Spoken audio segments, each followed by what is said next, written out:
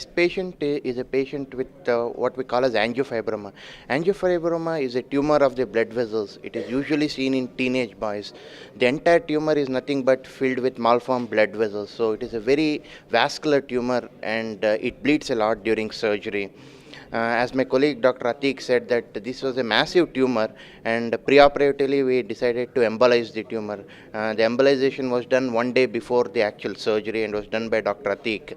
After the embolization, angiogram was repeated again, and we could see the decrease in blood supply because of the blockage of one of the major arteries supplying the tumor.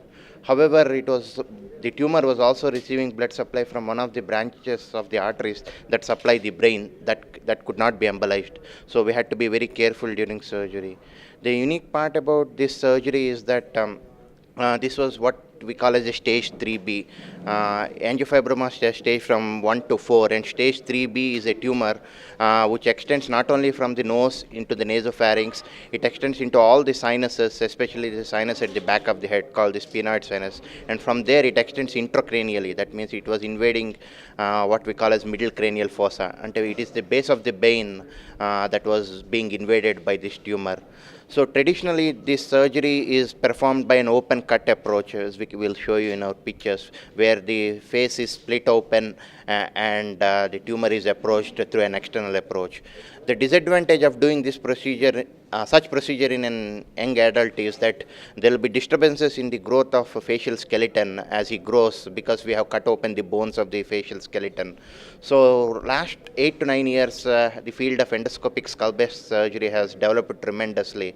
And using endoscopic techniques and using surgical navigation, where we map out the tumor, feed the CT scan preoperatively into the computer, which acts like a GPS of all of the sinuses and the brain. We were able to reach even the corners of the tumor and excise it completely with minimal blood loss. In fact, this patient did not require blood transfusion after the surgery, and we avoided an external incision. Usually when you have an external procedure done, the patient stays in the hospital for around 10 days to 2 weeks, but this patient could be discharged home without any packing in just 2 days, so that considerably decreases the morbidity of the surgery.